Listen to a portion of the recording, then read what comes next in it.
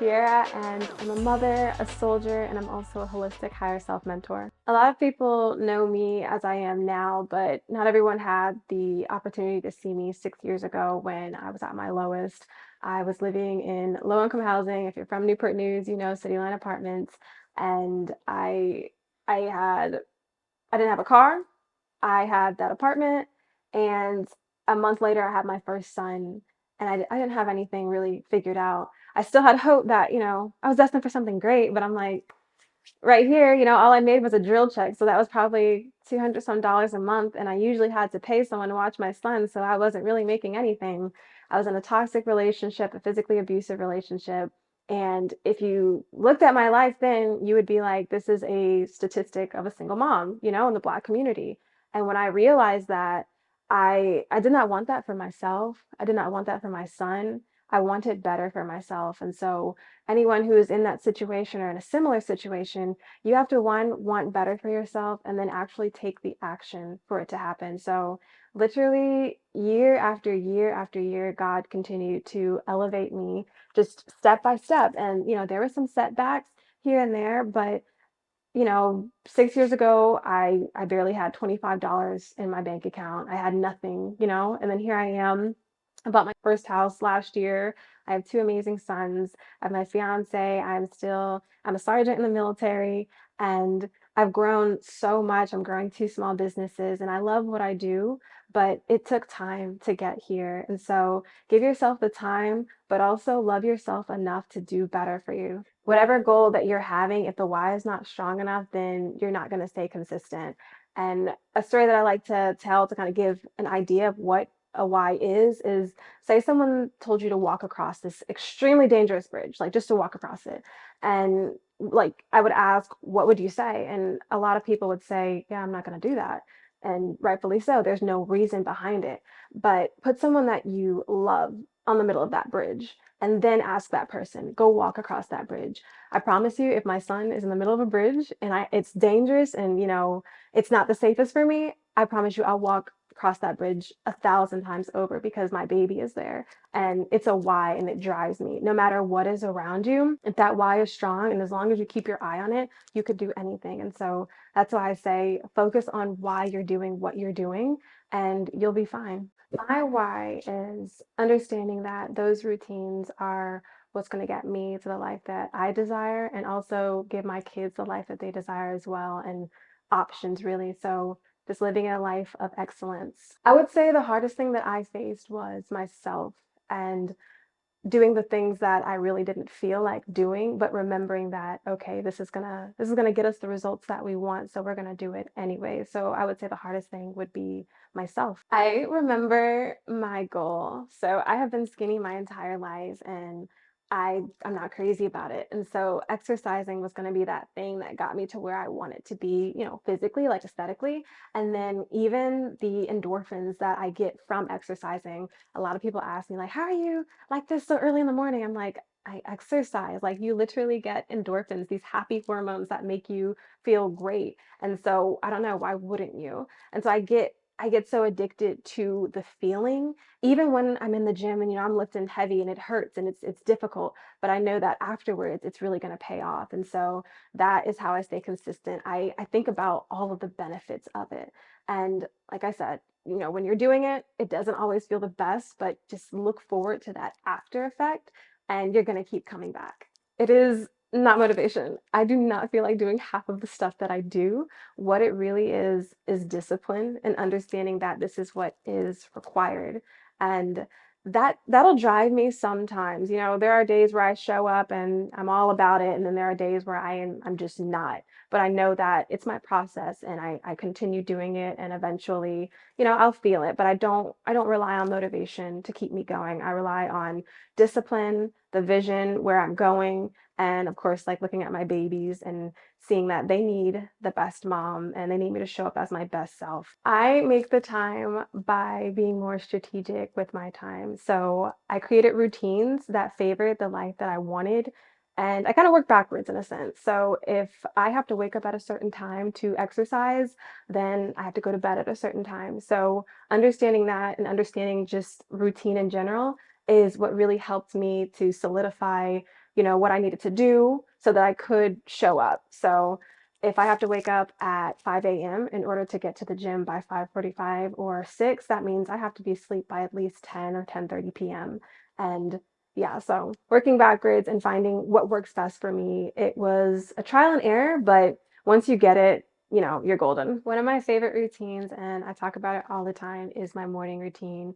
It is incredibly sacred to me. I built a prayer closet for myself, and it's been the one thing that I started doing since I moved to this area, Fredericksburg, now King George.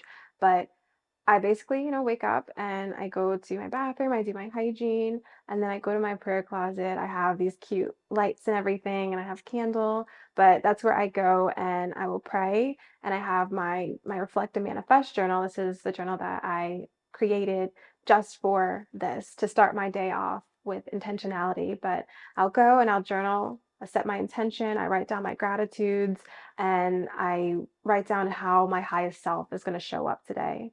Then I will say I have one specific prayer for every single month. So although I pray multiple times a day, I have that one prayer that I like constantly remind God about. And then I say my affirmations. I have my devotionals in there, I have my Bible in there, and I just spend a lot of time with God so that He can fill me up. Because the days that I do not do that, I don't be the best key. I'm not the most patient mom. I do my very best, but I show up so much better when I have that time for myself with my creator. My kids know a lot of things that a lot of other kids don't know or value because of who I am. My kids can see weights or a gym and they know, oh, we're exercising. My son will be like, I want to go exercise. And these are habits that they're building as children. And so it's going to carry them through life. My children know about macros and protein and how it makes you strong, and they know how to meditate and calm themselves down. They're very, very self-aware. My son can be kind of frustrated with his brother, and he can actually verbalize that he needs space. And even praying, like they'll come into my prayer closet with me. So this lifestyle, I think, is going to make them some amazing emotionally aware men when they get older. So fibro is it's been a couple years with it, and it is probably one of the most awful things that I have to deal with because I'm extremely high energy, and this illness will take all of it away. And everything that I usually do in a day, sometimes I can't do it, and I'll have to rely on my fiance and even my sons to help me. But as discouraging as it is, I know that there's hope. Like I could be healed of this one day, and I know that the lifestyle that I live is going to get me there. And so although it's a struggle, like I said before, I remember my why, I plug into it, and I keep hope and keep going. I mean, I get tired, the fibro will kick in, my kids will be like little gremlins, and it's just a rough day and a rough week. And what I remind myself, it's a couple of things. One, these bad days happen. It's all a part of life. It doesn't mean that you have a bad life. It's a rough day. And then another thing that I hold on to, and I think it's one of the things that gives me so much hope, is that every new day is a chance to begin again. So many people wait for a new year or a new month or even a new week. And I'm like, every day, even down to the second, every minute is a new chance to take on a new mindset, take on a new perspective. Sometimes I'll take a pause and I have to, rethink some things and get myself together.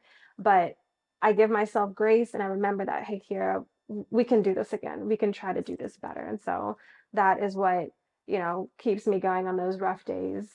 Get out of the victim mindset and thinking that, oh, why is this happening to me? And start thinking, why is this happening for me? What am I going to learn in this season?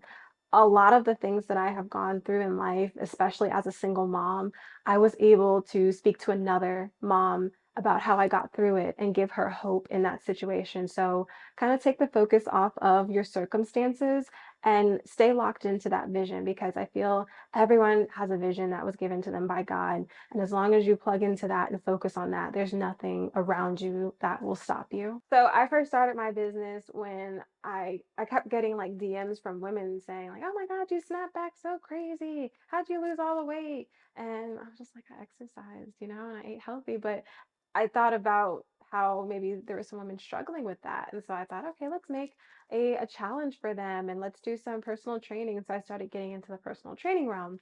And it was cool. I was helping women get results and everything, but what I realized was when they were done working with me, they would go right back to where they were before. And I'm like, this is not what I want. This is not working, you know?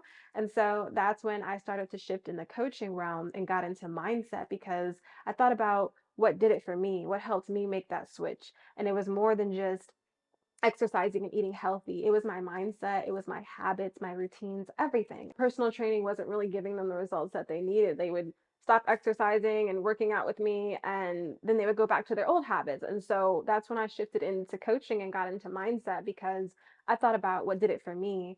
And it was my habits, my mindset, my routines, and everything. And so I wanted to help women create that for themselves.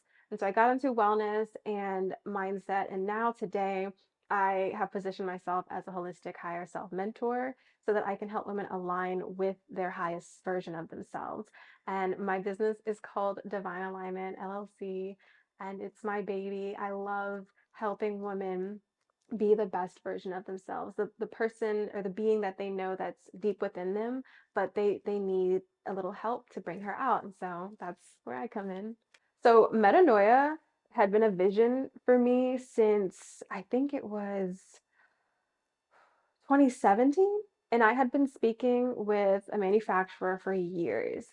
I didn't have the money at the time. This is back, single mommy key. I didn't have the money at the time to invest in this business. I was trying and I was working on it and I was putting the vision together, making sketches and everything, but I just didn't have it. And so I believe it was 2020.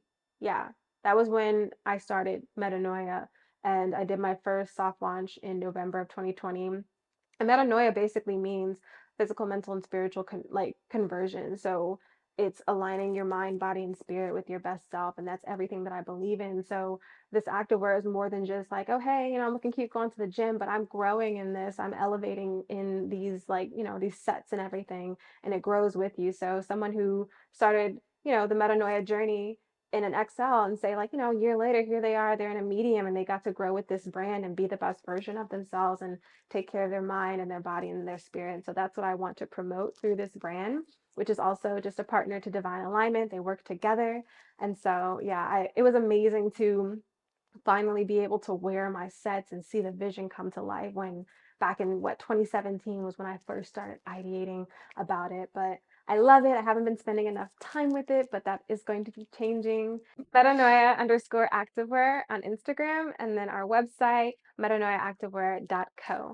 So if you guys want to connect with me or find me on Instagram, I am at Kiara.Janelle. If you would like to explore what it would look like for us to work together, you can go to my website, Her Divine Alignment, and you can book a consult with me.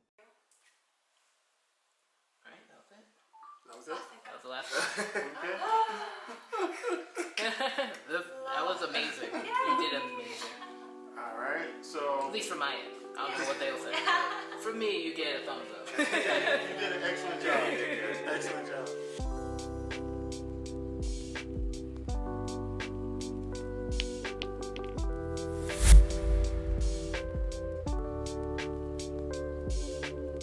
Metanoia activewear at, I don't even know what the heck to say, guys.